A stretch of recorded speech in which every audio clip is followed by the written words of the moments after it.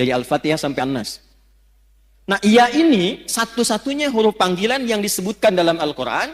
Ternyata rahasianya, yaitu memiliki fungsi, memiliki dan mewakili seluruh fungsi huruf-huruf nida yang lain. Misal, huruf nida itu huruf panggilan, Bu. Ya, ibu nida, ibu panggilan. Dipanggil suami, panggil anaknya, dan sebagainya. Ya, memanggil yang dekat. Ya, memanggil yang menengah. Ya, memanggil yang jauh.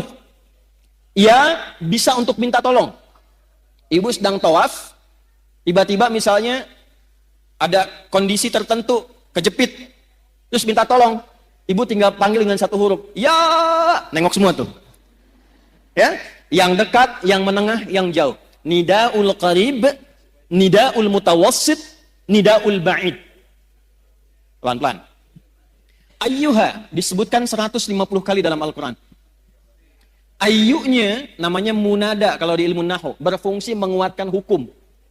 Haknya namanya hak tanbih, berfungsi mengingatkan. Nanti sampai sini belum paham, kalau sudah kita terangkan jelas baru mengerti. Alladzina disebutkan 1080 kali dalam Al-Quran. Ini namanya konjungsi, kata sambung, isim mausul, tapi menunjuk pada objek, orangnya tanpa kecuali, siapapun. Mau laki-laki, mau perempuan, berapapun usianya, siapakah dia, besar, kecil, tua, muda, apakah dia diberikan kekuatan dengan kedudukan, harta melimpah, atau orang biasa, semua tanpa kecuali. Jadi kalau ada ayat Quran, dibuka dengan kata alladzina amanu, artinya Allah tidak membedakan siapapun sepanjang dia merasa punya iman. Yuk kita terjemahkan dengan ilmu tadi. Ya ayyuhalladzina amanu, hei semua yang masih merasa punya iman dalam dirinya.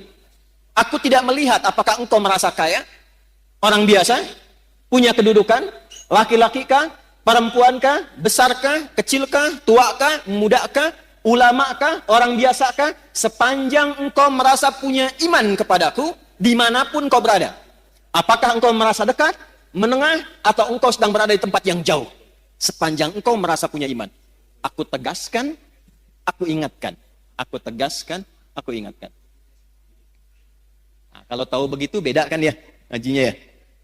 Ibu kalau menemukan kalimat seperti itu di Quran, artinya kita sedang disentuh langsung oleh Allah. Allah nggak lihat status kita. Nggak lihat status sosial. Tidak melihat status berkehidupannya, apakah berkeluarga atau belum. Yang penting merasa punya iman. Ingat ya Bu ya. Ingat baik-baik ini. Saya berikan satu rahasia penting di dalam pembuka ayat ini, tapi ini diantara kita saja. Kalau ada ayat dibuka dengan kata iman, itu artinya informasi yang disampaikan di ayat ini menentukan kadar keimanan kita. Apakah iman kita betul-betul sedang kuat, lemah, atau berada di tengah-tengah? Nanti yang menentukan kalimat setelahnya. Ya ayyuhalladzina amanu. Karena itu para sahabat, kalau mendengar ayat turun di Quran dengan kalimat iman, ya ayyuhalladzina amanu, mereka akan datang dengan gembira dan mengatakan sami'na wa ata'na. Kami mendengarkan ya Allah ya Rasulullah, dan kami akan menaati apapun yang disampaikan oleh Allah untuk membuktikan keimanan kami pada Allah dan Rasul. Jadi sahabat dulu seperti itu. Ya, di antara ayat paling favorit bagi Nabi itu Al-Baqarah ayat 284 sampai 285. Orang yang hafal 3 ayat ini dan biasa berdoa dengan mengawali dengan 3 ayat ini, sepanjang yang dimintakan baik untuknya dunia akhirat, maka cepat akan dikabulkan oleh Allah. Itu ada di hadis. Ya, lillahi ma fis samawati wa ma fil ard. Sampai ayat 286, la yukallifullahu nafsan illa usaha. Sekarang lihat ayat ke-285-nya. Amanar rasulu bima unzila ilaihi mir rabbih wal mu'minun itu ini. Kullun amana billahi wa malaikatihi wa terus baina ahadim wa qalu. Nah, itu poinnya.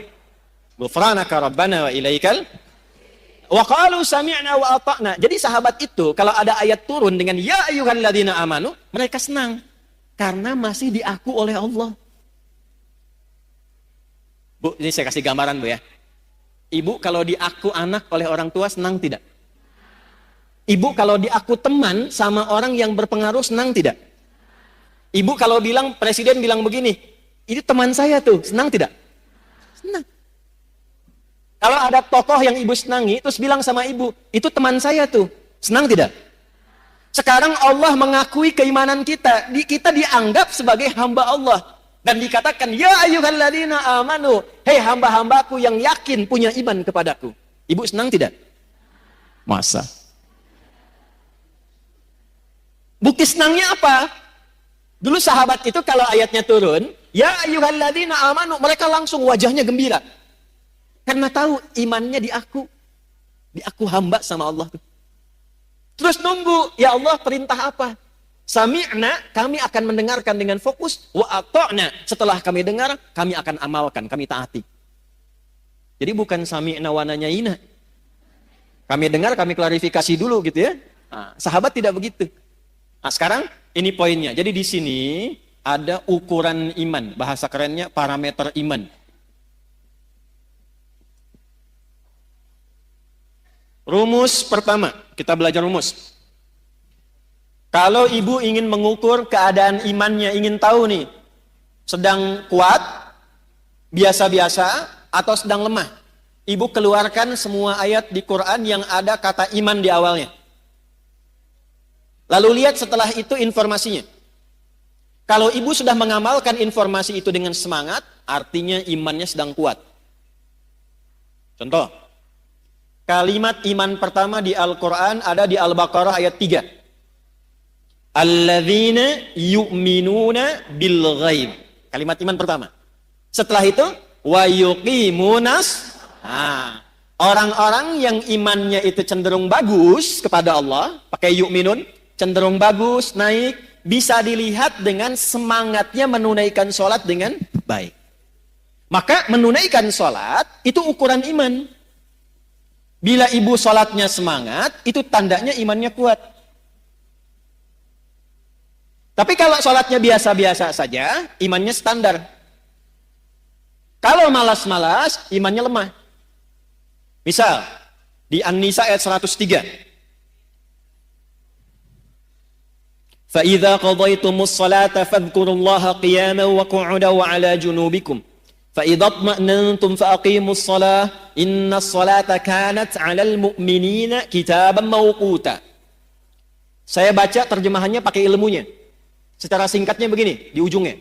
Orang beriman itu pasti menjaga dan mengetahui waktu sholat. Jadi ada orang yang saking kuatnya iman, bukan hanya nunggu panggilan sholat, Bu. Waktu sholat pun dia hafal. Tuh. Subuh jam berapa tadi? Nggak usah lihat ke sini. Jam berapa? 4? 4.17, 4.20, 18. Terjadi perbedaan pendapat tentang waktu sholat subuh. Gak apa-apa, ini menunjukkan ibu berada dari daerah yang berbeda-beda. Ya. Kiara Condong, Kiara Condong. Soreang? Soreang ya. Alhamdulillah. Karawang? Ada, Masya Allah. Bekasi? Baik ya. Bekasi memang agak jauh dikit. Nih, kita ambil tengah-tengah subuh 4.18 misal. WIB, waktu Indonesia bagian Bandung. Adzan di Istiqamah. Allahu Akbar, Allahu Akbar. Ibu dengar 4.18. Begitu ibu dengar adzan, ibu langsung siap-siap. Ya, dipanggil sholat, langsung siap-siap. Nah, ini menunjukkan imannya ibu itu standar.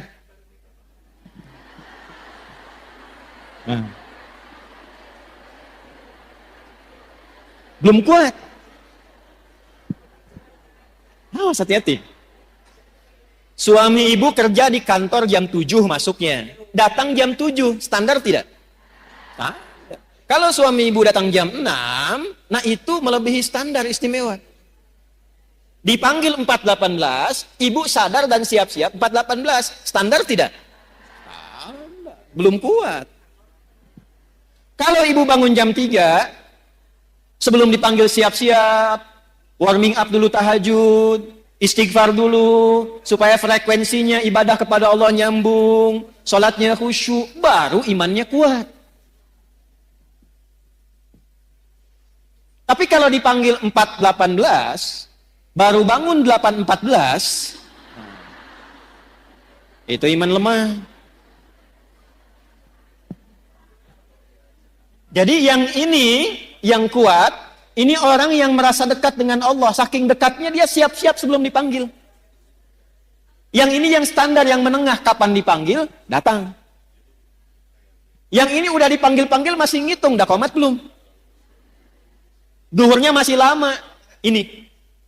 Sehingga merasa agak jauh jaraknya. Ya ayyuhalladzina amanu. Ya-nya berfungsi. Hei, baik engkau yang merasa dekat denganku, yang biasa-biasa, ataupun yang merasa jauh dariku, sepanjang engkau masih merasa punya iman.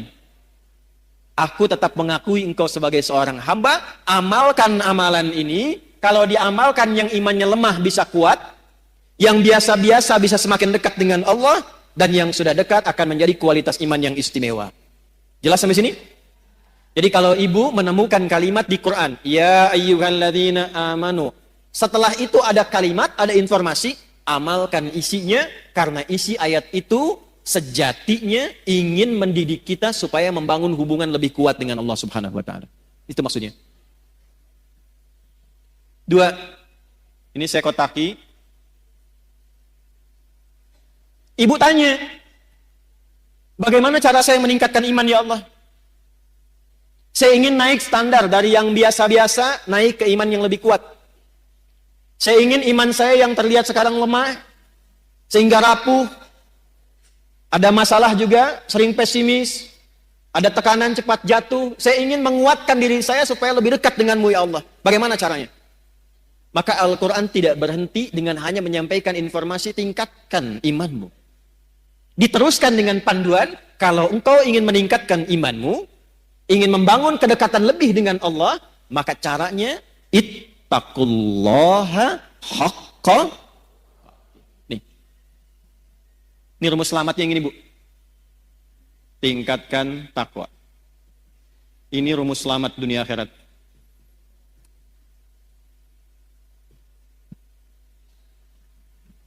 Ya, tahan ya, karena itu saya kotaki. Tingkatkan apa? Pelan-pelan. Jadi kalau ibu bertanya, apa rumus selamat dunia akhirat dalam Al-Quran dan hadis? Bahasa Qurannya sederhana. Tingkatkan takwa secara serius dan benar. Tingkatkan takwa secara serius dan benar.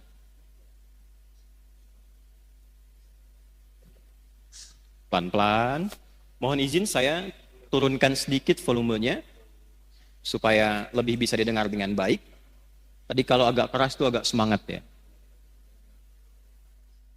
Bu, saya kasih jalan berpikir dulu. Bahasa kerennya, logikanya begini. Yang punya rizki itu siapa? Yang punya harta siapa?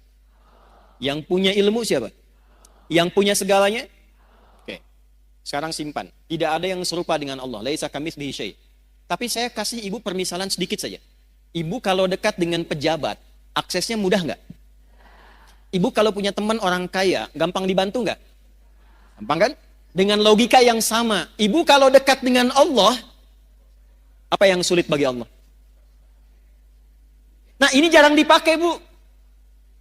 Ada persoalan, kenapa tidak dikembalikan ke Allah? Ingin sesuatu, kenapa tidak meminta ke Allah? Yang kita butuhkan sekarang itu, bukan materinya, bukan kedudukannya. Yang membuat bahagia itu seringkali bukan karena materi berlimpah, bukan. Yang sejatinya membuat kita lebih bahagia itu ada ketenangan dalam jiwa. Makanya di rumah tangga, sakinah itu didahulukan sebelum mawaddah. Sakinah, mawaddah, dan rahmah. Mawaddah itu, Bu, pemberian ungkapan cinta yang diberikan dengan pemberian fisik, materi. Kalau baru akad itu mahar. Ya, itu diteruskan setelah berumah tangga. Misal istrinya milad, suami kasih hadiah pulang ke rumah. Mama, selamatnya milad, semoga berkah. Ya, nggak usah tiup-tiup lilin mah, ini aja aku punya hadiah nih. Gelang 2 kilo misalnya kan. Misal gitu. Nah, suami juga begitu. Misal suami promosi jabatan, dapat. Atau dia merasa bahagia, ibu masakkan kue kesukaannya. Itu mawaddah, Bu. Itu mawaddah namanya. Jadi ada rasa cinta yang timbul karena berbagi hal materi, itu mawaddah. Tapi pertanyaannya, kenapa sakinah mendahului mawaddah? Karena sebanyak apapun harta dikumpulkan, kalau tidak ada ketenangan di rumah tangga, itu hampa kehidupannya. Saya kan sering tanya ibu kan, ini terakhir saya mau tanya lagi nih. Ibu pilih mana? Kaya tapi gelisah atau miskin tapi tenang? Tidak ada pilihan ketiga. Dua aja. Dua aja. Saya tahu, saya belum bilang pun lihat wajah ibu sudah paham saya. Pasti cari yang ketiga. Kaya tapi gelisah atau miskin tapi tenang? Angker kayaknya. Ya. Jadi ada rumus dalam psikologi, jika terjebak pada dilema di antara dua cinta, pilih yang ketiga katanya tuh. Das ini. Nah, yang melahirkan ketenangan, yang membuka akses, itu dalam Al-Quran kuncinya sederhana, takwa. Contoh, buka Quran surah ke-65 misalnya, surah tentang rumah tangga. Di akhir ayat kedua, di awal ayat ketiga. Wa may yattaqillaha yaj'al lahu wa yarzuqhu min haitsu la. Siapapun yang ingin meningkatkan takwanya kepada Allah, pakai man. Man itu sifatnya individu per orang. Jadi Allah nawarin gini, Bu, bukan ke banyak-banyak semua, tidak, ke setiap orang. Jadi ibu kalau baca ayat itu, rasakan ayatnya untuk kita. Saya kalau baca ayat itu, saya posisikan begini. Hei Adi Hidayat. Bawa secara personal ke pribadinya. Wa may yattaqillaha, dan siapapun, hei fulan, hei fulana, yang mau meningkatkan takwanya kepada Allah, yaj'al lahu, sesulit apapun persoalan yang dia alami, aku berikan solusi dan jalan keluarnya. Jadi ada orang, Bu, ada orang yang dalam hidupnya seakan tidak pernah punya masalah. Bukan nggak ada masalah, tapi karena saking tinggi takwanya, saat dia akan menghadapi masalahnya, diringankan oleh Allah karena sudah diberi jalan keluar sebelum dia menghadapinya. Ibu kenal Siti Maryam? Bagus. Ada yang kenal sana tuh. Kalau kenal langsung saya tutup kajian kita hari ini. Loh. Sayyidah Maryam itu siapa?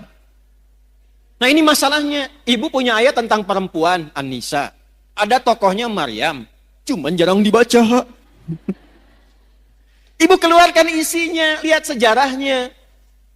Maryam itu ketika akan terlahir, itu ibunya berharap lahirnya laki-laki. Karena ada berita dalam kitab suci sebelumnya, di masa ibunda itu tinggal, namanya Hannah, suaminya Imran. Ada tanda-tanda akan lahir dari rahim seorang perempuan terbaik di masa itu, seorang nabi dan rasul. Semua sepakat, Hannah itu orang terbaik, perempuan paling solihah di masanya, suaminya soleh. Kemudian ketika mengandung, berharapnya laki-laki. Imrannya meninggal sebelum lahir anaknya. Begitu lahir, lahirnya perempuan. Ibu pengen laki-laki, keluar tiba-tiba perempuan. Nah anak ini unik, Bu. Nanti kalau dalam kajian lain fikih rumah tangga, kita akan bahas salah satunya hikmah tentang anak. Kenapa kok bisa pengen laki-laki keluar perempuan? Pengen perempuan lahir, pengen cepat tiba-tiba lambat. Pengen ditunda tiba-tiba lahir lagi. Enggak, itu ada hikmahnya. Tapi saya mau langsung masuk ke Maryam. Begitu lahir perempuan, beliau langsung berkata begini, ya Allah, perempuan. Quran surah 3 ayat 36. Takwanya ayat 37-nya. Falamma wada'atha qalat rabbi inni wada'tuha untha. Ketika dilahirkan ternyata yang lahir itu perempuan, Hannah berkata begini, ya Allah, perempuan. Saya pengennya laki-laki. Apa jawab Allah? Wallahu a'lamu bima wada'at wa laysa dzakaru kal unta. Allah lebih mengetahui hikmah, rahasia di balik kelahiran setiap anak. Kamu jangan simpulkan perempuan seperti pikiranmu. Perempuan pun punya keistimewaan yang tidak dimiliki laki-laki. Coba ibu sepanjang berkehidupan pernah menemukan nggak keistimewaan yang dimaksud di ayat ini apa?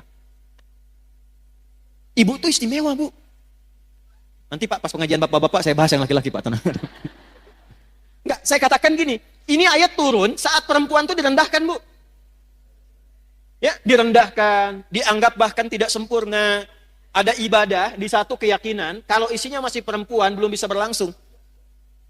Ada disamakan dengan sosok yang sangat tidak baik dan sebagainya. Jadi saat perempuan direndahkan, Islam datang dengan ajaran mengangkat derajat perempuan dan mengatakan perempuan punya keistimewaan yang tidak dimiliki laki-laki. Lalu wa inni sammaituha Maryam, diberi namalah anak perempuan itu dengan nama apa?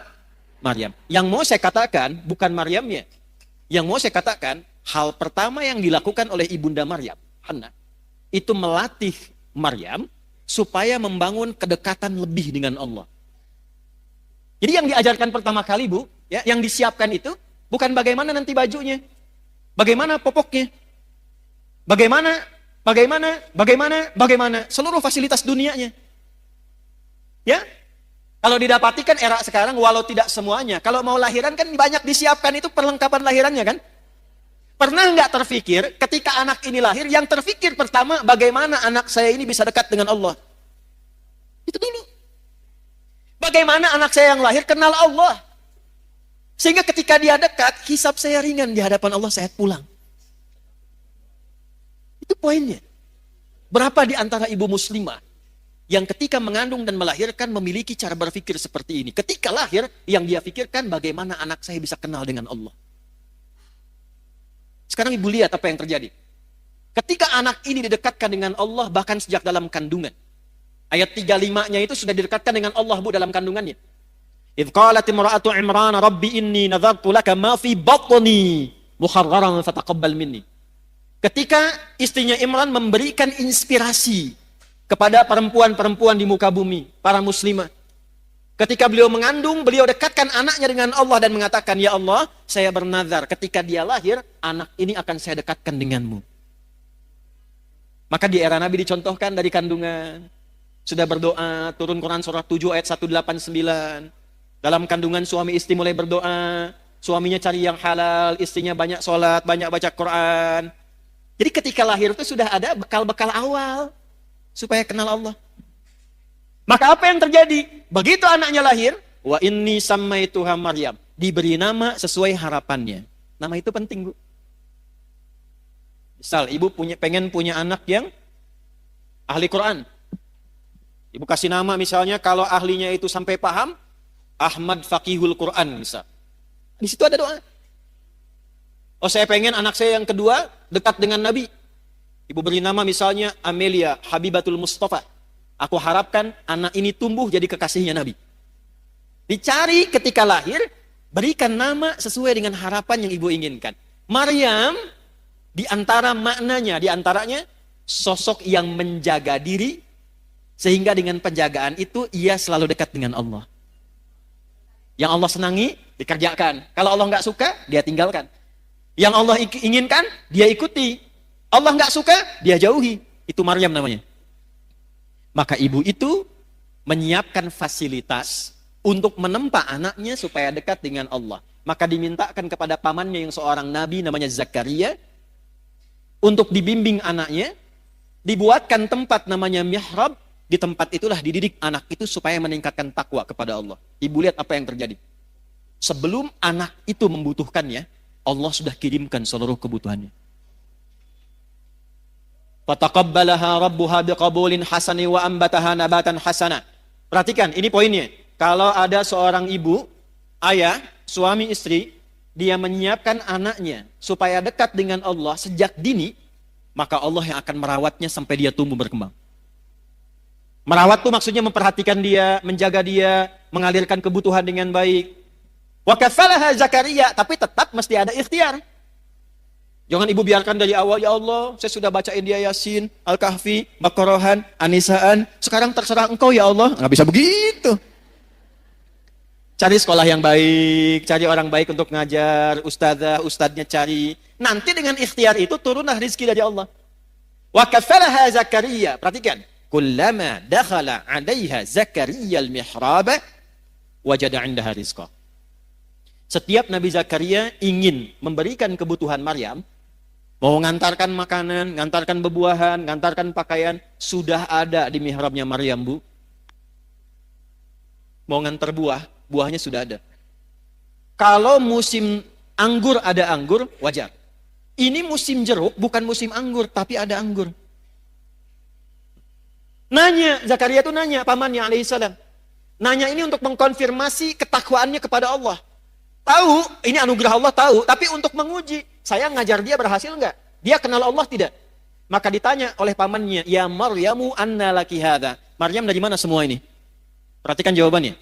Anak yang dikenalkan dengan Allah sejak dini, maka yang keluar di lisannya kalimat-kalimat yang menyucikan Allah.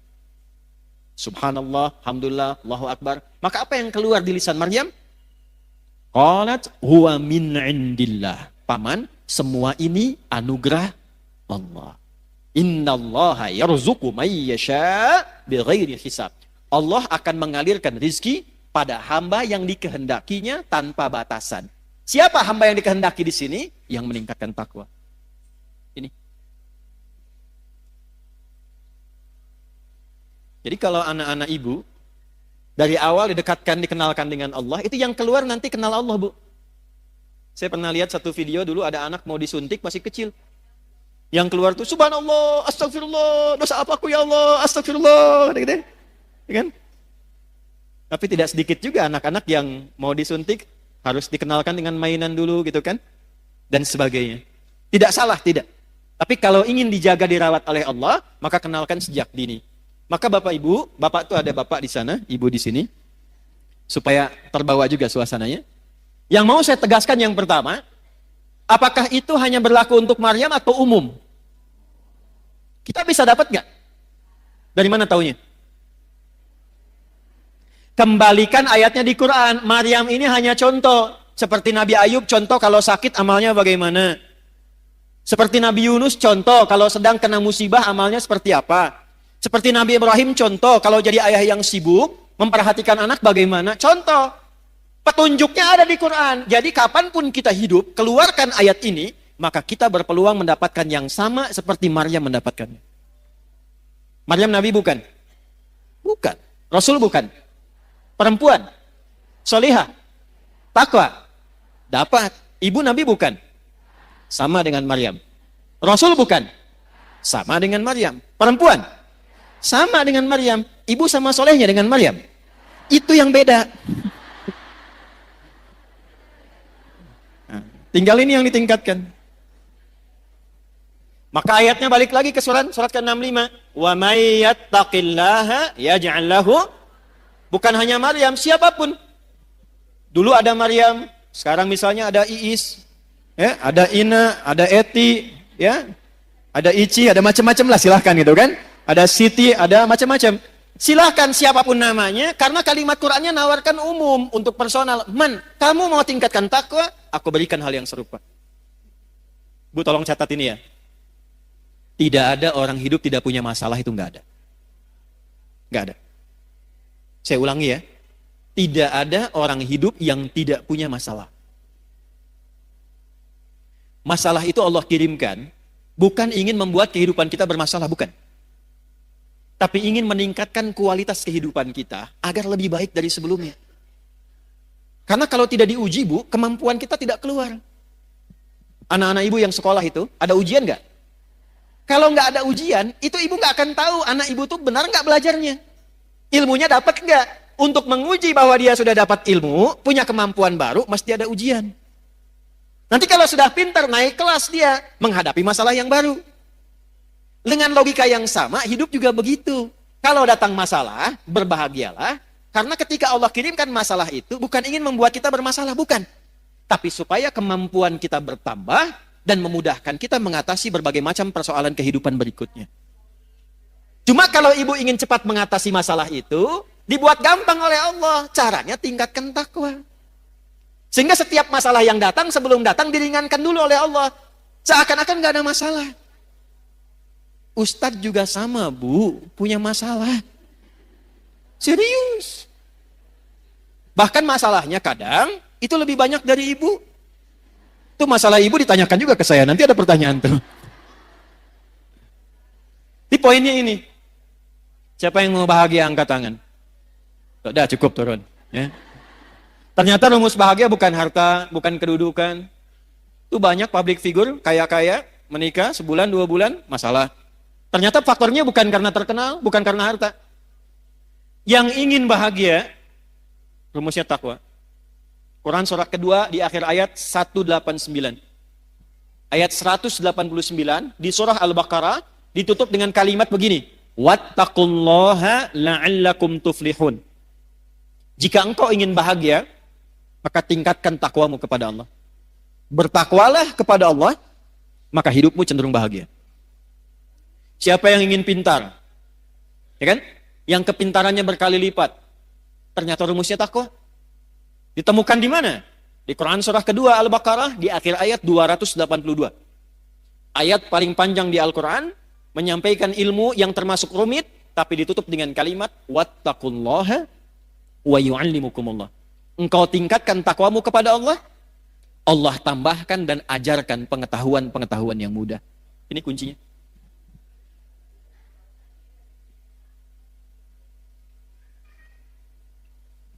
Nah, jadi kalau ingin selamat, ingin nyaman hidup di dunia, sampai nyaman kembali ke akhirat, nyaman, enak, tenang, baik, tuh bahasa Arabnya hasanah. Ibu hasanah, ibu yang nyaman, tenang, baik, ya. Nah, jadi kalau cerewet tinggal bilang ibu hasanah loh, gitu. Cerewet pada yang baik boleh, ya. Rabbana atina fid dunya wa fil akhirati wa qina. Itu rumusnya. Takwa. Jelas sampai sini? Sekarang pertanyaannya begini, kalau saya ingin meningkatkan takwa, caranya bagaimana? Kan tadi ingin selamat, meningkatkan iman, caranya dengan apa? Ingin meningkatkan takwa, caranya bagaimana? Maka Al-Quran langsung memberikan petunjuk, udah nggak usah banyak-banyak, nggak usah pusing-pusing, fokus pada yang 5 ini saja. Ada berapa caranya? Yang 5 ini, ibu tolong bikin tabel. Tabel tuh bagan begini bu ya. Ini nih. Bikin kotak. Terus sama ibu di sini kasih nomor bu. 2, 3, 4, 5. 1, 2, 3, 4, 5. Sudah? Ini tuliskan amalnya. Nomor, amal, ini checklistnya. Buat di apa bahasa soreangnya, dicontreng, ya. Nah, gitulah. Lihat sini. Saya ingin meningkatkan iman, caranya dengan takwa. Dengan takwa hidup saya mudah, dengan takwa hidup saya nyaman, dengan takwa insya Allah terjamin selamat dunia akhirat. Bagaimana cara meningkatkan takwa? Bagian ketiga ini. Wala tamutunna illa wa antum. Wawunya pakai ataf. Dan jagalah takwa ini sepanjang engkau hidup. Jangan sampai engkau wafat kecuali engkau menjaga takwa ini. Bagaimana cara menjaganya ya Allah? Wa antum muslimun. Jagalah 5 pokok yang takwa sebagai seorang muslim. Di terjemahan diartikan kecuali engkau menjadi seorang apa? Muslim. Muslim itu artinya orang yang mengamalkan Islam. Saya ulangi. Muslim itu artinya orang yang mengamalkan apa? Ibu senang bahasa Arab gak? Kenapa pelan suaranya? Kalau enggak, jawab aja. Enggak, gitu. Enggak apa-apa, Bu. Enggak harus pelan-pelan. Ya, jawab, Bu ya. Jawab. Kecuali kalau akad nikah diam bisa. Ya, kalau ibu dilamar, anak ibu misalnya ya, dilamar, diam. Itu harus pastikan, Bu. Diam itu tanda setuju. Kalau tidak setuju, jawab. Karena kaidah usul fikihnya mengatakan begini, as-sukutu alamatu he'eh. Diam itu tanda setuju. Ya. Nah, kalau pertanyaan begini disampaikan, nah kita tinggal gambarkan saja kecenderungannya kemana untuk diulas. Ibu senang bahasa Arab gak? Gini, kalau ada 4 huruf, misal Islam, maka kalau kita mau bentuk jadi orang, tinggal tambah mu depannya sebelum akhirnya i. Islam orangnya muslim, iman orangnya mukmin, ikhlas orangnya mukhlis, ihsan orangnya rumusnya MUI, MUI, Islam, MUI, muslim, iman, mukmin, ihsan, baik, ikhlas. Jelas ya?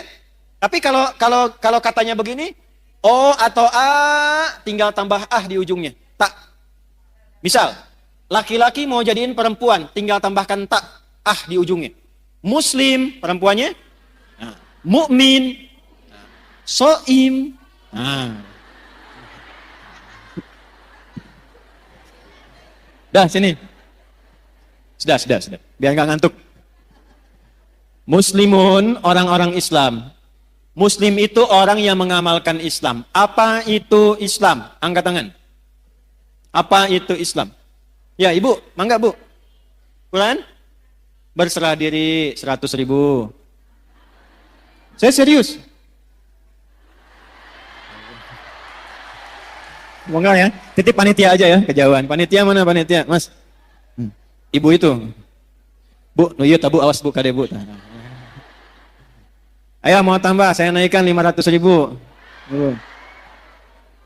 Islam itu takwa, baik, kurang.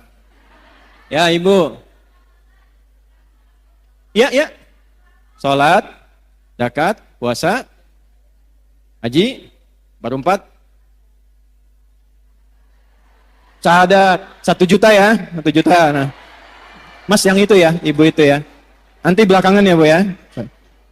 Apa? Nggak jadi? Baik. Nah sekarang saya naikkan. Tahu dari mana Ibu jawabannya itu? Udah cukup.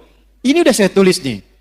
Hadis Muslim, nomor hadis yang ke-8, riwayat Umar bin Khattab. Udah, tahan sini, lihat sini. Fokus. Ya Allah, saya ingin meningkatkan takwa, caranya bagaimana? Kata Allah, kamu jadi orang Islam yang baik. Amalkan ajaran Islam, jaga sampai meninggal. Kalau kamu jaga ajaran ini sampai meninggal, kamu selamat sampai pulang. Kita tanya balik, ya Allah, ajaran Islam yang pokok itu mana saja? Maka dijawablah oleh Nabi, jawaban ini diungkapkan oleh Umar bin Khattab, disampaikan kemudian dirangkum oleh Imam Muslim, dituliskan di kitabnya nomor hadis yang ke-8 sampai ke kita. Apa jawabannya? Ketika Nabi ditanya mal Islam, kata Nabi, 1, antashhada an la ilaha illallah wa anna Muhammadar Rasulullah. Amal pertama syahadat. Syahadatain. Wa tuqimas shalah, salat. Wa tu'tiyaz zakat, zakat. Wa tasuma ramadhana, ramadan. Wa tahujjal baita in istata'ta ilaihi sabila, haji atau umrah. Haji atau di sini maksudnya kalau belum mampu untuk haji bisa menunaikan apa? Maka yang didahulukan hajinya. Saya checklist haji. 5. Bu, 5 ini aja jaga sampai meninggal. Insya Allah selamat. Ibu mau dagang? Boleh. Tapi pastikan ibu punya syahadat. Karena ini kuncinya. Ibu mau sekaya apapun, sehebat apapun, suami punya kedudukan apapun, syahadatnya nggak ada, nggak bisa selamat di akhirat Bu. Nggak percaya nanti lihat deh. Ya, ini bagian pertama. Saya tanya, ibu kenal Firaun? Ayo bilang kenal. Firaun itu kaya tidak? Punya kedudukan tidak? Punya pasukan tidak? Masalah utamanya apa? Syahadat ini. Makanya perjuangan terakhirnya yang dia pengen saat mau ditenggelamkan itu dia pengen syahadat. Saya sekarang beriman sama Tuhannya Musa dan Harun. Kata Jibril, enak aja. Karena syahadat yang sudah dipaksakan di tenggorokan dan dipaksakan hanya ingin bukan karena ikhlas syahadatnya. Dia menginginkan dengan mengucapkan itu pengen selamat dari terjangan air laut pada masa itu. Maka Jibril melihat ini bukan ketulusan. Ini kepura-puraan. Maka malaikat diwahyukan diperintahkan mengambil bagian dari tanah ya atau juga dari bagian tanah laut ya. Kalau kita bahasa Indonesianya apa ya? Kalau kira condong tuh letak tuh apa bahasanya? Lumpur. Nah, ya. Lumpur laut diambil lalu dijejalkan ke mulutnya begini. Masalahnya apa? Yang dia cari syahadatnya. Jadi jangan dikira kekuatan, jangan dikira harta benda, jangan dikira kehebatan yang tampil di dunia itu bisa membawa keselamatan di akhirat, belum tentu. Ini yang pertama. Jadi sekarang ibu lakukan apa? Yang ibu lakukan, keluarkan semua anggota keluarga, tulis siapa aja di sini.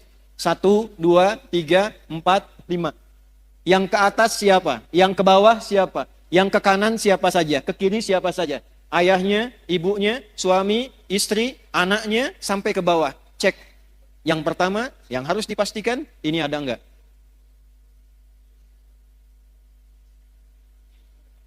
Gimana syahadatnya suami?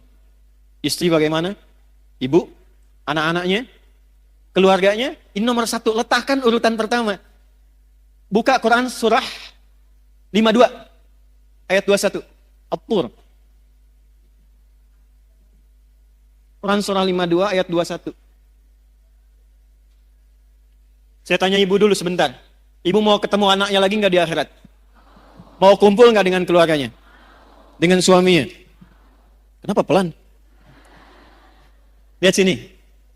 Ternyata yang pertama ditampilkan Quran itu bukan bekal harta, bukan kedudukan. Jadi kalau ibu punya suami, punya anak, punya kedudukan, punya harta banyak, itu tidak menjamin mengumpulkan kembali di akhirat.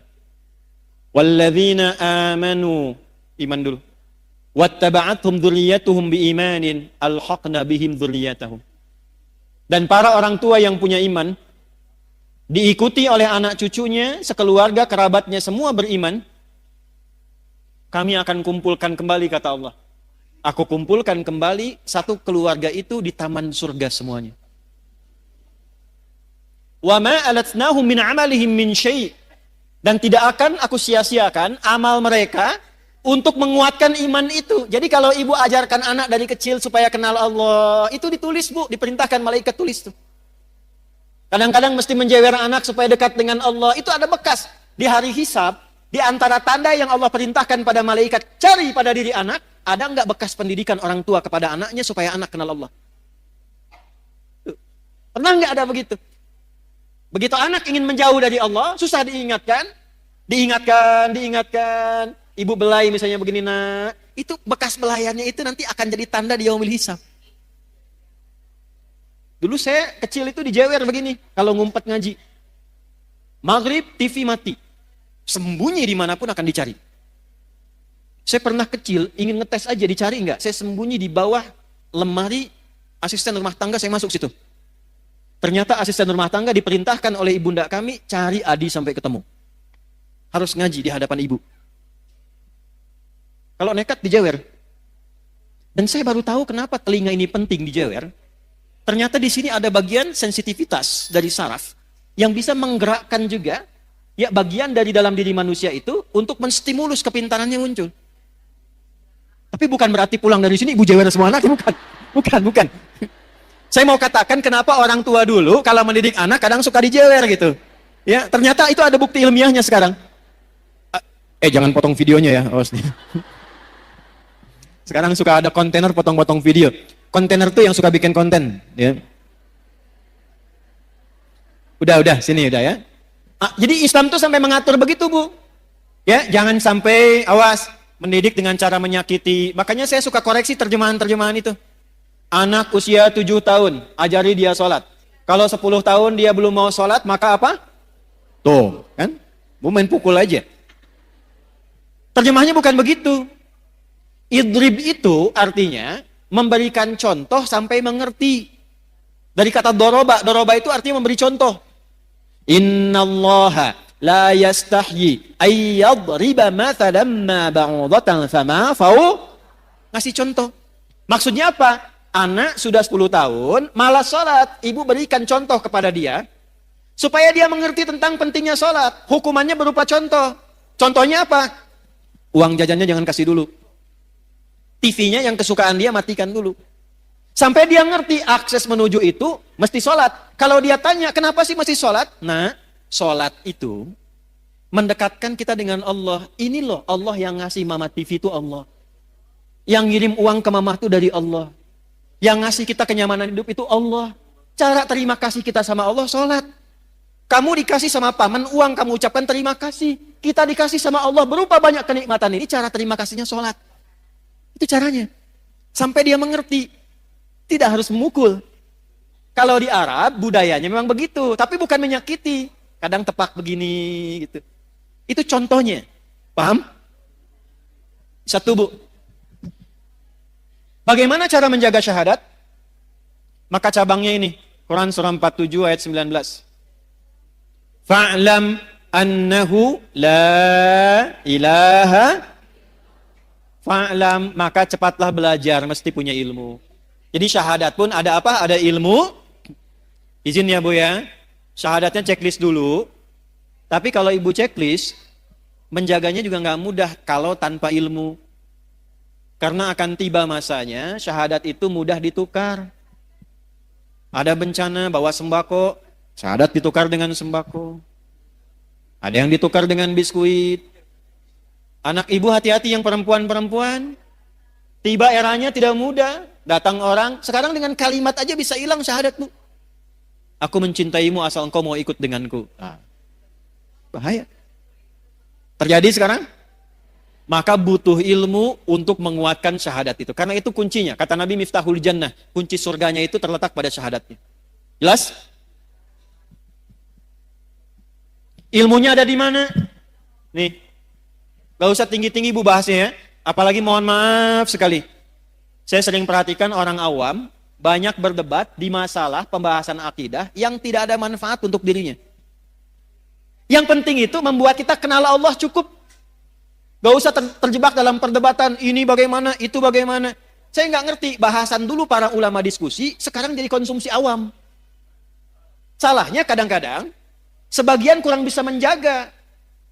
Di antara yang ceramah itu membahas pokok-pokok yang harusnya nggak disampaikan kepada awam. Itu kalangan diskusi di kalangan para ulama. Ar-Rahmanu 'alal arsyistawa, yadullahi fawqa aydihim. Ini orang bikin konten berantem sama ini, berdebat dengan yang ini. Padahal yang belum tentu memberikan faidah untuk dirinya. Orang tua kita ngajarkan dari dulu, wallahu a'lamu bimuradih. Bagi orang awam, cukup kenal Allah, cukup paham tentang bagaimana kita menyembah Allah, jaga itu sampai meninggal, selesai. Makanya ketika Nabi mengajarkan menjaga tauhid, pada orang-orang awam, pada sahabat-sahabat beliau yang awam, itu diajarnya simpel Bu. Cuma diajarkan surat Al-Ikhlas. Satu di antara 3 surat Qul yang jadi favorit umat akhir zaman. Qul huwallahu ahad, qul a'udzu birabbil falaq, qul a'udzu birabbin. Ini tahu dari mana itu? Nih dalilnya dari Sayyidah Aisyah. Riwayat Al-Bukhari. Ada sahabat yang saking dekatnya dengan Allah, kenal Allah, dia hobi sekali baca kulhu. Jadi mainnya kulhu terus Bu. Rakaat kedua. Ya, walaupun rakaat pertama misalnya Al-Duha, Al-Insyirah, Al-A'la, yang keduanya selalu kulhu. Dikomplainlah kemudian. Ya, beberapa sahabat ngomplain itu, kamu kenapa sih main kulhu terus? Baca kulhu terus? Maka disampaikan kepada Nabi, inilah hebatnya Nabi sallallahu alaihi wasallam. Nabi tidak memberikan vonis, tidak langsung memberikan hukum, dipanggil orangnya ditanya, "Kenapa engkau senang baca kulhu di rakaat kedua?" Kata sahabat ini, "Ya Rasulullah, di dalam kulhu itu ada sifat-sifat Allah yang indah. Saking kenalnya Allah, senang dengan kulhu, karena menemukan di situ kebenaran Allah dan sifatnya yang indah. Saya mencintai Allah, karena itu saya senang baca kulhu, karena di situ ada sifat Allah, saya cinta pada Allah." Maka turunlah berita, sampaikan Muhammad kepada sahabat itu, karena dia cinta Allah, Allah pun mencintainya. Hadisnya sahih. Dan ketika cinta Allah diturunkan, ringan seluruh hidupnya. Ini Bu. Maka latihan, belajar tafsirnya. Qul huwallahu, Allahus, lam yalid walam yakul lahu. Yang disebut Allah itu, kalau jadi Tuhan, standar Tuhan itu nggak boleh sama dengan makhluk.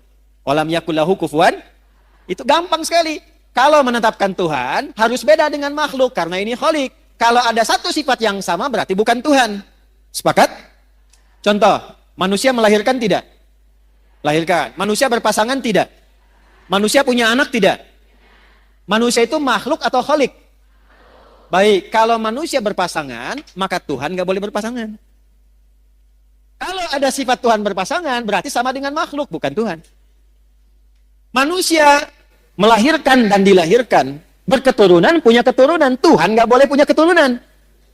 Tuhan tidak boleh berpasangan. Tuhan tidak boleh melahirkan. Sebab kalau Tuhan punya sifat makhluk, berarti ada potensi makhluk bisa jadi Tuhan. Jelas? Ini simpel banget, logis.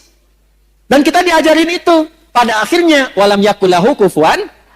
Kalau ibu sudah bertaut kepada Allah dengan kalimat ini, maka Allahus Samad. Apapun masalah kita akan bergantung pada Allah. Ibu baca Al-Ikhlas ini, sampai ibu merasakan dalam hati bahwa ibu punya Allah. Saya punya Allah. Itu kalau kalimat itu sudah belum menancap pada kalbunya. Di hadis Abu Sa'id Al-Khudri, Bu, ada sahabat bilang begini, ngapain sih baca surat itu terus? Diadukan kepada Nabi. Apa komentar Nabi? Nabi malah menyanjung. Surat Al-Ikhlas ini, itu sepertiganya isi kandungan Al-Quran. Jadi kalau ibu ingin dimudahkan hafal Quran, dimudahkan dekat dengan Quran, pahami surat Al-Ikhlas, bacakan itu dengan niat ingin dimudahkan dekat dengan Al-Quran. Ini cara menguatkan syahadat. Boleh dibawa kepada zikir, boleh. Makanya dalam sholat, setelah sholat, itu salah satu yang dibaca itu selain ayat kursi, itu Al-Ikhlas. Sebelum tidur, Al-Ikhlas dibaca dengan Al-Falaq dan An-Nas.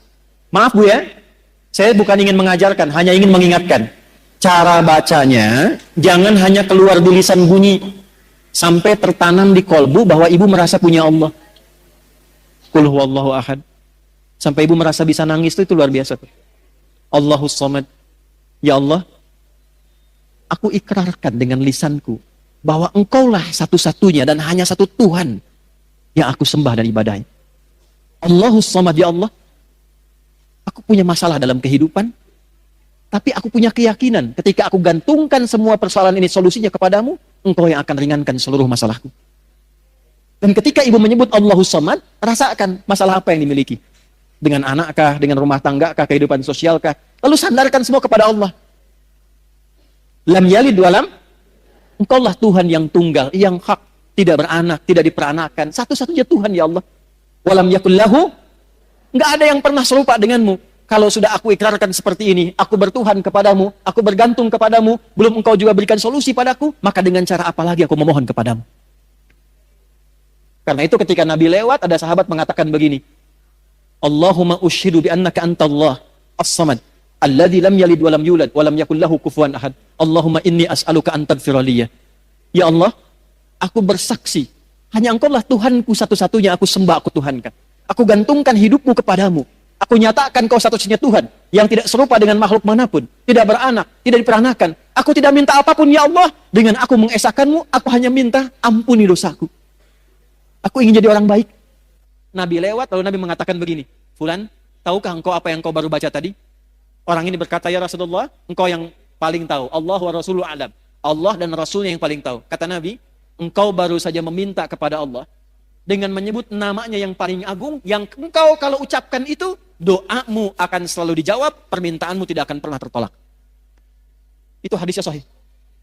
Hadisnya sahih. Dan Syekh Said Sabiq memasukkan hadis itu dalam pembahasan akidah ketika mengurai Al-Asma'ul Husna di kitabnya Al-Aqaid Al-Islamiyah. Jadi kalau orang benar Al-Ikhlasnya, Bu, ini sampai ke dalam jiwanya, itu doanya mustajab, Bu.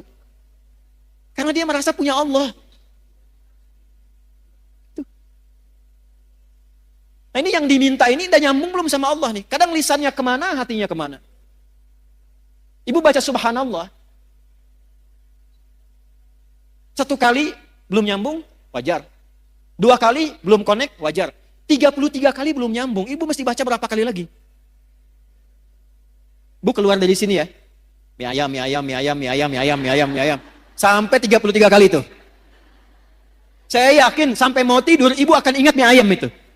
Gak percaya silahkan. Mie ayam, mie ayam, mie ayam, mie ayam, mie ayam. 33 kali. Minimal ibu akan cari kan?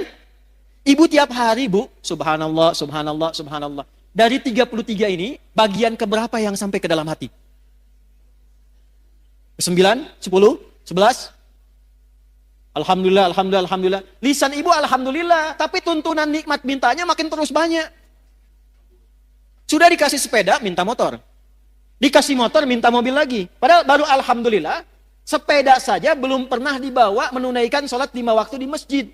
Seringnya sepedaan, kadang dibawa sampai ke pulau lain, sepedaan dengan teman yang lain, belum pernah diantarkan jadi saksi di akhirat bahwa dia pernah mengantar orang ini sholat di masjid, pernah ikut pengajian, dan itu akan dihisab. Sepeda belum dipakai ibadah, sudah minta motor. Motor belum dipakai ibadah, sudah minta mobil. Kadang Allah tahan, bukan nggak pengen ngasih. Fulan, pakai dulu ibadah supaya hisabmu ringan. Kan kamu baru bilang Alhamdulillah tadi. Itu. Allahu Akbar. 33 kali 5 tuh. 165. Dalam sehari. Allahu Akbar, Allahu Akbar, Allahu Akbar. Tapi masih kalah juga. Allahu Akbar, Allahu Akbar. Ayo cek ke masjid, ayo. Diskon, engkewe sekedap. Nomor 2. Ini saya tanya serius nih. Ibu kalau ada pas sinetron Korea yang paling ibu senangi, pas waktunya adzan, ibu tunda dulu sinetronnya untuk sholat, atau ibu tahan dulu tetap nonton, nanti sholatnya nomor 2? Ya, Alhamdulillah. Checklist ya. Lihat sini. Ini materi itu sebetulnya sederhana, Bu. Cuman kedalamannya ini yang jarang diungkap. Maksud saya, checklist ini syahadaten formal iya, sampai ke dalam jiwa cek sudah belum? Latihan tiap hari. Nyambung lagi, cara melatih supaya ketika syahadat saya merasa punya Allah itu bagaimana? Lakukan seperti Nabi bimbing kita. Karena itu ada bagian keduanya. Wa asyhadu anna Muhammadan. Tanya ke Nabi, ya Rasulullah, gimana cara melatih syahadat? Wa tuqimas shalah. Jaga dalam sholat. Karena itu dalam sholat kita bersyahadat. Waktu tasyahud, syahadat tidak? Sholat dibuka dengan kalimat apa? Ya, kalimatnya apa? Allah. Waktu ibu mengucapkan Allahu Akbar, sudah kenal Allah belum? Tuh. Nih saya cek ya. Kalau sudah takbir baca apa? Iftitahnya bacaannya apa? Allahu Akbar kabira, walhamdulillah, subhanallah bukratan. Kemudian baik. Selain yang wajah tuh ada lagi yang baca yang lain? Allahumma ba'id baini wa baina kama ba'adta bainal. Stop, saya kasih 2 contoh ini. Pernah nggak mencari bagaimana Nabi pernah mengamalkan doa iftitah itu setelah takbir? Ibu pernah belajar dan dengar tentang sahabat Abu Bakar kan? Baru takbir, itu saking merasanya punya Allah, itu langsung menangis bergetar, baru takbir. Sahabat Ali bin Abi Thalib baru adzan sudah bergetar, belum sholat, saking merasa punya Allah. Doa yang Allahumma ba'id itu ada di Al-Bukhari, Sahih Al-Bukhari, riwayatnya oleh sahabat Abu Hurairah. Biasanya dibaca dalam kesempatan sholat siang. Subuh, zuhur, asar, sholat siang. Yang wajah itu ada di Sunan Abu Daud. Biasa diamalkan oleh Nabi pada malam hari. Sanadnya nanti tersambung melalui Imam Ali bin Abi Thalib radhiyallahu ta'ala anhu. Jadi kalau yang Allahumma ba'id dari Abu Hurairah, yang wajah itu dari sahabat Ali bin Abi. Pertanyaannya, kenapa yang wajah itu sering dibaca malam, sementara Allahumma ba'id sering dibaca siang? Walaupun boleh baca wajah itu, subuh boleh, siang boleh, nggak dilarang. Ada 12 doa iftitah, Bu. Boleh-boleh saja, sah. Tapi yang mau saya katakan, kenapa sering dibacanya di waktu itu? Perhatikan caranya. Ketika tangan diangkat, buang urusan dunia ke belakang. Kalau pengen khusyuk sholatnya, pasrahkan urusan kita kepada Allah, jadikan Allah yang maha agung, yang lain gak penting, buang urusan dunia ke belakang. Kenapa sholat jarang khusyuk? Karena ketika takbir, dunianya masih dibawa. Allahu Akbar, oh diskon ini sekian, ini jemuran belum diangkat, ini masuk. Buang ke belakang. Pasrahkan kepada Allah. Enggak, ini ada kitabnya, ya. Ada beberapa kitab, kita simpulkan saja dengan cepat karena waktunya tinggal 5 menit. Lihat sini. Allahu Akbar, angkat tanganmu sejajar dengan pundakmu di sini, hadwaman kibaihi, atau sejajar daun telinga di sini, hadis An-Nasai. Tapi 2 makna ini artinya apa? Angkatlah tanganmu, pasrahkan dirimu kepada Allah. Sekarang, sholat dibuka, hanya Allah yang maha agung. Yang lain gak penting, semua buang ke belakang. Maka itu di Abu Daud dikatakan, fakul, maka katakan, Allahu Akbar. Saking pentingnya komitmen itu diucapkan dengan lisan. Di Islam itu, Bu, kalau ada ibadah yang membutuhkan kekuatan, supaya hatinya mantap, itu lisannya dipandu berucap. Haji, umrah, itu kenapa sampai lisan mengatakan, labaik Allahumma hajjan, labaik Allahumma umrah. Karena ini ibadah penting, hatinya mesti mantap, dibantu oleh lisan, ucapkan. Sama dengan ibu begini, ibu sedang punya masalah, tidak mudah misalnya, itu dipandu oleh Quran. Katakan pada hatimu, katakan. Inna ma'al usri. Itu kalau ibu masih goyah, keluarkan di lisan. Pasti ada solusinya. Pasti selesai. Enggak mungkin ada masalah yang enggak ada solusinya. Pasti bisa. Gitu. Kita punya ayatnya, Bu. Sekarang yang pakai orang Jepang. Dulu saya SD, 94-95 itu, di TPI itu ada sore-sore, sekitar jam 5:30, 6, acara Benteng Takeshi. Reporternya, kalau ada mau menaklukkan Benteng Takeshi dengan tank main-mainan, dia akan selalu motivasi mengatakan begini, kamu bisa. Sekarang itu dipakai di Korea, di anak-anak TK, itu kalau mau masuk, dia mengatakan begini, harus lebih daripada Jepang, kita bisa, harus lebih daripada Jepang. Jadi kalau Jepang bikin ini, mereka bikin ini. Sekarang mereka dengan percaya diri tinggi maju. Kita punya ayatnya. Gak pakai punya ayat. Balik ke tadi, angkat tangan, rasakan punya Allah. Nah, karena sahabat Abu Bakar ini merasa punya Allah, beliau ini merasa takut kalau sholat pun masih membawa salah. Makanya ketika siang, kenapa siang baca Allahumma ba'id? Saya tanya pada ibu, dibandingkan dengan malam dan siang, mana di antara dua waktu itu yang banyak kita beraktivitas? Siang atau malam? Hukum mengatakan, semakin banyak beraktivitas, semakin besar potensi salahnya. Lisan yang banyak bicara akan banyak berpotensi salah dibandingkan yang banyak diam. Mata yang banyak melihat akan mungkin banyak salah lihat dibandingkan dengan orang yang terpejam. Demikian seterusnya. Maka kenapa dalam siang itu sering dibaca Allahumma ba'id? Karena ibu perhatikan maknanya. Begitu takbir, tangan ditutup begini. Ini ada riwayatnya, Bu. Ada riwayatnya. Kalau saya ulas terlalu panjang, saya langsung ke iftitah saja. Allahumma ba'id baini wa baina khataya. Ya kecil yang pendek itu penting sekali. Ya kecil yang pendek itu pengakuan. Khataya jamak dari kata khati'ah, banyak salahnya. Iya-nya pengakuan. Terjemahnya begini. Ya Allah, aku merendahkan diriku di hadapanmu dalam sholat ini. Dan aku mengakui dalam sholat ini pun aku banyak membawa kesalahan dalam hidup. Tapi aku pun meyakini bahwa engkau memiliki rahmat yang tidak terbatas. Ba'id baini wa baina khatayaya kama ba'adta bainal masyriqi wal maghrib. Maka aku mohon dengan limpahan rahmatmu, jauhkan aku sejauh-jauhnya dengan kesalahan-kesalahan yang telah aku perbuat, ya Allah, sebentang engkau jauhkan antara timur dengan barat yang tidak pernah bertemu. Maksudnya, aku tidak mau melihat kesalahanku lagi saat dihisab di hari kiamat nanti. Allahumma naqini minal khataya kama yunaqqa thawbul abyadu minad danas. Ya Allah, kalau kesalahanku ini seperti noda dalam baju, maka dengan rahmatmu, jadikan aku bersih kembali dalam menunaikan sholat ini, seperti noda dibersihkan dari pakaian. Allahumma ghsilni bil ma'i wa talji wal barad. Ya Allah, sekotor apapun dosa yang aku bawa dari ujung kepala sampai ujung kaki, mohon hilangkan dengan sholat ini, seperti pakaian yang dicuci dengan air yang sangat jernih dan dingin. Jadi ketika takbir, baca Allahumma ba'id, itu sambil tobat, sambil ingat dosamu. Jadi begitu takbir Allahumma ba'id baini wa baina khatayaya, ibu bayangkan saat sholat itu membawa salah apa sebelum sholat? Salah ucap kepada anak, salah sikap kepada suami, salah pikiran, salah tutur kepada kedua orang tua. Bahkan sudah meninggal masih salah sangka. Gak nyangka ya ibu saya dulu begitu, nyangka. Orang yang bilang gak nyangka, sedang nyangka. Maka ketika bertakbir mengucapkan tadi sambil tobat dia. Ini ada sejarahnya, Bu. Asalnya begini sholat itu, irsal. Makanya di mazhab Maliki masih begini. Kenapa kemudian setelah itu dituntun begini sedekap? Karena ada orang datang ke Nabi sebelum waktu sholat, ngaku punya kesalahan. Ya Rasul, saya berbuat salah begini tadi.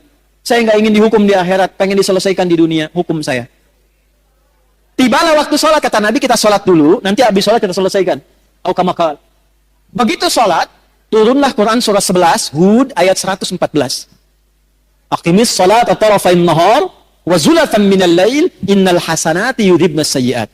Maka selesai salam, Nabi meninggalkan tempat sholat, dikejar oleh orang ini. Ya Rasul, tadi saya minta dihukum dulu, saya punya salah. Saya nggak mau dihukum di akhirat. Kata Nabi, aukamakala, Allah sudah menurunkan satu ayat yang menghapuskan kesalahanmu tadi. Aqimis sholata, tunaikan sholat dengan benar. Tarafain nahar wa zulafam minal lail. Naharnya didahulukan di kedua sudut siang dan bagian waktu malam. Innal hasanati yudhibnas sayyiat. Kalau engkau kerjakan sholat dengan baik, maka sholat itu akan membimbing engkau menghilangkan keburukan-keburukanmu. Yang sering banyak kesalahan terjadi, bukan karena faktor luar, tapi karena tak mampu mengendalikan nafsu yang ada dalam diri ini.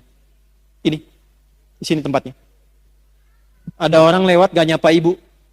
Terus ibu simpulkan, sombongnya dia, iya ya. Padahal dulu saya yang bantu dia loh, katanya. Mungkin dia sedang buru-buru, Bu. Mungkin sedang ingin ke dokter, mungkin sedang sakit gigi. Cuman karena salah kesimpulan di sini, akhirnya yang terjadi salah persepsi, salah sangka, terjadilah kemudian hal yang tidak diinginkan. Maka apa yang terjadi? Ini yang salah.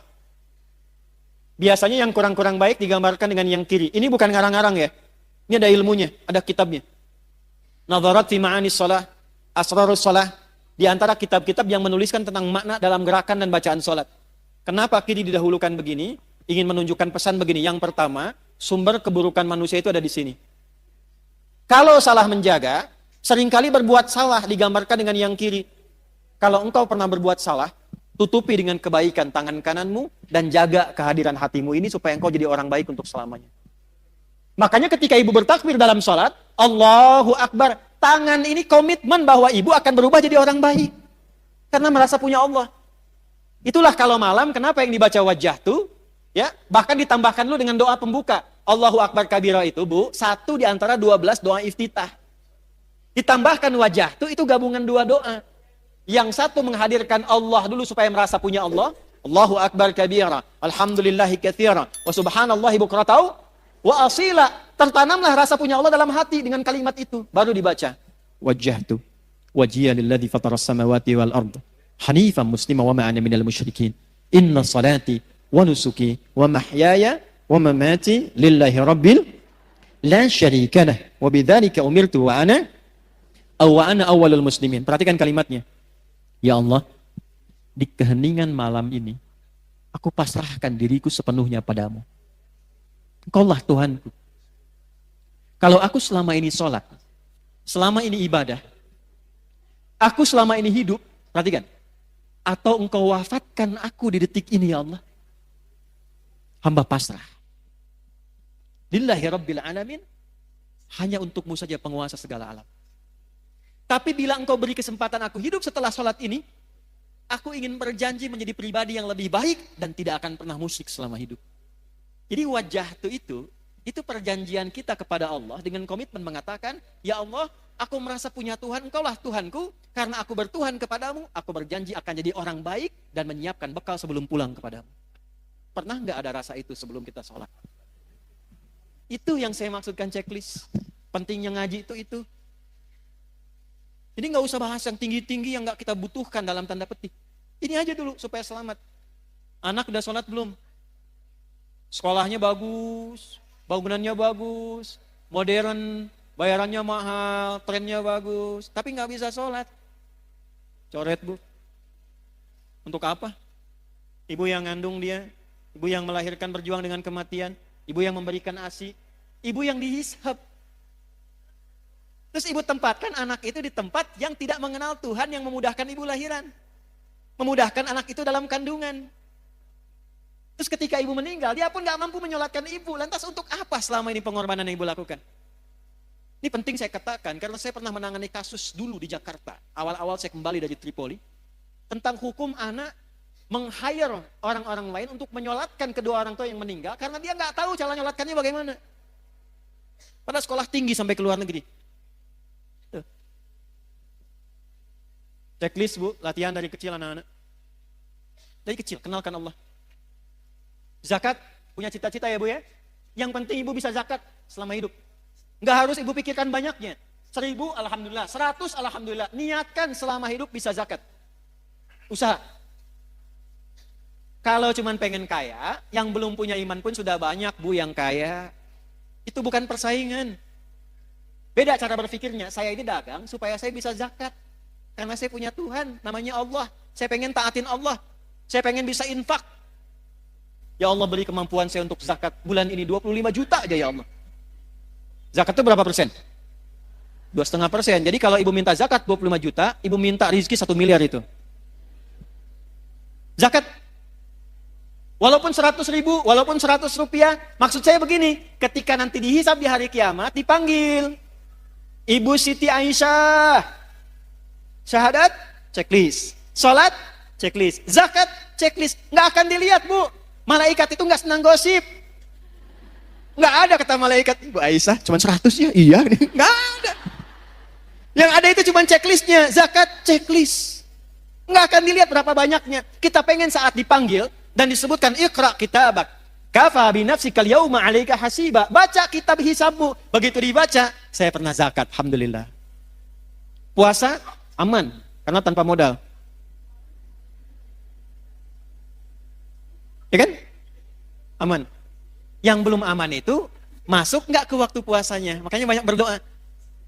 Latihan, sekarang latihan puasa ya. Sehari latihan dulu. Kamis puasa lagi. Nanti berhenti dulu. Sya'ban banyakin puasa sunnah. Rajab itu sehari, 2 hari, 3 hari. Ya. Nanti Sya'ban tambahin banyak. Jangan kebalik. Rajabnya dibanyakin, Sya'ban berhenti. Walaupun tidak salah, tapi kalau konsep Nabi nggak begitu. Kalau Rajab itu misalnya Senin puasa, nanti Kamis puasa lagi. Pekan depannya puasa lagi sehari. Kalau Sya'ban dibanyakin. Senin puasa, Selasa enggak, Rabu puasa, Kamis enggak, gitu kan? Nah, Jumat enggak lagi misal gitu kan? Ya. Nanti Ramadan full. Checklist. Haji, jangan salah baca. Manis tata'a ilaihi. Perhatikan cara menerjemahkannya. Bagi siapa yang ingin mampu berhaji. Terjemahan pertama, yang mampu haji. Terjemahan kedua, yang berusaha mampu haji. Beda atau enggak? Kita hanya dituntut berusaha mampu haji. Maka dari sekarang nabung. Walaupun sebulan 100 rupiah, enggak apa-apa 100 rupiah. Niatnya dituliskan. Dia tidak berhaji selama hidupnya, meninggal dunia sebelum haji. Tapi tabungannya tercatat niat hajinya. Maka ketika dihisab, fulana, dibuka kitabnya. Masya Allah. Usahanya untuk berhaji, niatnya haji mengantarkan dia pada anugerah mabrur di sisi Allah, sekalipun dia belum berhaji. Niatnya. Jelas? Ini 5 ini, Bu. Checklist ini aja. Cuman mohon maaf, nanti Sab Muslimah juga saya kasih arahan ya. Ibu dari pengajian-pengajian, yang 5 ini dalami, perdalam dengan topik pengajian. Jadi kalau pengajian, bikin kurikulum. Supaya terarah ngajinya. Saya kan sering bilang pada ibu begini, ibu perempuan, lahir perempuan, tumbuh perempuan, sekarang pun masih perempuan, meninggal sebagai perempuan. Pernah enggak mengeluarkan ayat-ayat tentang perempuan dalam Al-Quran? Sebagai anak perempuan bagaimana? Sebagai istri perempuan tugasnya apa? Sebagai ibu bagaimana? Kalau jadi nenek seperti apa? Sampai meninggal, pernah enggak dikeluarkan? Sampai persiapan meninggalnya. Itu aja dulu. Nanti yang pokok dalami, sholat yang khusyuk bagaimana? Jaga syahadat bagaimana? Cara supaya kerjanya berkah, dapat harta, bisa dipakai zakat bagaimana? Ya, sebentar. Waktu habis katanya. Ya, kemudian puasa dan cita-citakan haji. Jelas? Saya mau kasih amalan, mau? Insya Allah kalau ini diamalkan, yang 5 ini akan mudah. Amalnya sederhana. Usahakan tiap hari baca Al-Quran. Saya ulangi ya. Usahakan tiap hari baca Al-Quran. Walaupun 1 ayat. Tapi jangan yang 1 ayat 1 huruf. Nun, lumayan. Usahakan ya. Yuk saya ajarkan doa. Ibu boleh rekam, atau yang nggak sempat rekam, ini kan nanti direkam. Sekarang live nggak? Live ya. Nah, nanti bisa potong dari sini doanya. Boleh diikuti juga. Allahumma ja'alni. Ulangi. Allahumma ja'alni ahlal Qur'anil Karim. Waj'alil Qur'ana waj'alil Qur'ana sahiban li fid dunya wa syafi'an li fil akhirah. Gitu ya. Nah, baca itu setiap selesai sholat, baca Allahumma ja'alni ahlal Qur'anil karim waj'al Qur'ana sahiban li fid dunya wa syafi'an li fil akhirah. Insyaallah kalau doa itu dibaca dan kita rajin baca Quran tiap hari, apalagi berusaha menghafal Quran, insyaallah kita akan terjaga. Dan ini yang 5 akan dimudahkan. Yang 5 akan dimudahkan. Assalamualaikum warahmatullahi wabarakatuh. Alhamdulillahi rabbil alamin. Segala puji hanya milik Allah subhanahu wa ta'ala yang telah memberikan kita kesempatan untuk menyimak kajian ini hingga selesai. Sebagai penutup, mari kita rangkum kembali inti pembahasan dari ceramah yang telah kita dengarkan bersama. Dalam kajian ini, dijelaskan bahwa manusia saat ini hidup di masa akhir zaman, yaitu periode sejak Nabi Muhammad SAW diutus hingga terjadinya hari kiamat. Akhir zaman bukan berarti kiamat akan terjadi besok, melainkan masa panjang yang ditandai dengan berbagai perubahan besar dalam kehidupan manusia. Di antara tanda-tanda yang disebutkan Nabi Muhammad SAW adalah tersebarnya fitnah, banyaknya kebohongan dan manipulasi, sulitnya membedakan antara kebenaran dan kebatilan, serta percepatan waktu yang sangat terasa. Selain itu, terjadi percepatan digital dan kemudahan akses pasar, sehingga transaksi dan informasi dapat dilakukan dengan sangat cepat. Pada masa ini pula, banyak ulama yang wafat, sementara muncul orang-orang yang tidak memiliki keilmuan yang kuat, namun berani berbicara dan memberi fatwa dalam urusan agama. Melihat kondisi tersebut, muncul pertanyaan penting, yaitu bagaimana cara agar seorang muslim dapat menjalani kehidupan dengan selamat di dunia, apapun perannya dan pekerjaannya, serta kembali kepada Allah Subhanahu wa Ta'ala dalam keadaan baik dan bahagia?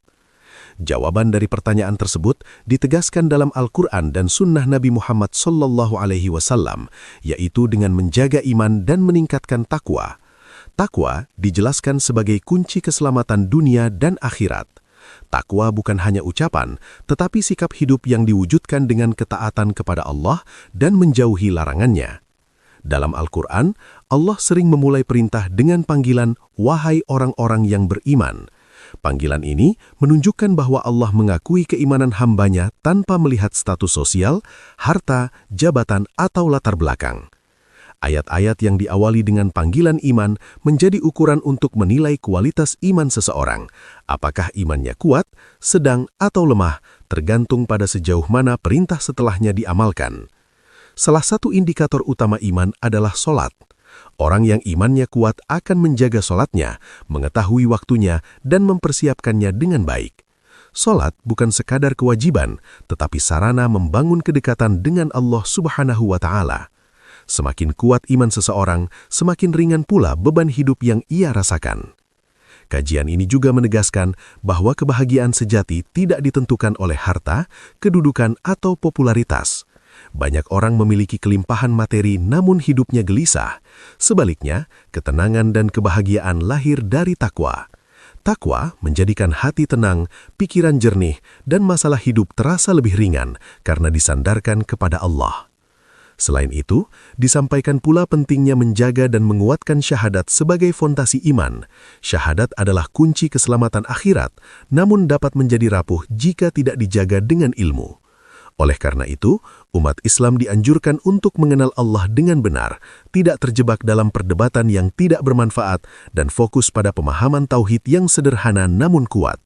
Sebagai contoh penguatan tauhid, dijelaskan pentingnya memahami dan mengamalkan surah Al-Ikhlas. Surah ini mengajarkan keesaan Allah dan menjadi sarana agar seorang hamba benar-benar merasa memiliki Allah sebagai satu-satunya tempat bergantung.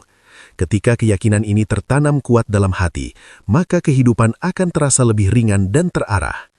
Dalam kajian ini juga ditekankan bahwa iman dan takwa harus ditanamkan sejak dini dalam keluarga. Mengenalkan Allah kepada anak-anak, membiasakan ibadah, dan memberikan teladan yang baik merupakan bekal utama agar mereka tumbuh dalam penjagaan Allah Subhanahu wa Ta'ala. Kesimpulannya, di tengah kondisi akhir zaman yang penuh tantangan, keselamatan dunia dan akhirat hanya dapat diraih dengan menjaga iman, meningkatkan takwa, melaksanakan ajaran Islam dengan benar, serta terus kembali kepada Al-Quran dan Sunnah Nabi Muhammad SAW. Demikian rangkuman kajian pada video ini. Jika video ini bermanfaat, silahkan klik like, bagikan kepada keluarga dan sahabat, serta subscribe channel ini agar tidak ketinggalan kajian-kajian bermanfaat lainnya. Kami juga mengajak sahabat semua untuk mendoakan Ustadz Adi Hidayat di kolom komentar. Semoga Allah Subhanahu wa Ta'ala senantiasa menjaga beliau, memberikan kesehatan, berkah ilmu, dan menjadikan setiap dakwah beliau sebagai amal jariah yang terus mengalir. Terima kasih telah menyimak hingga akhir. Wassalamualaikum warahmatullahi wabarakatuh.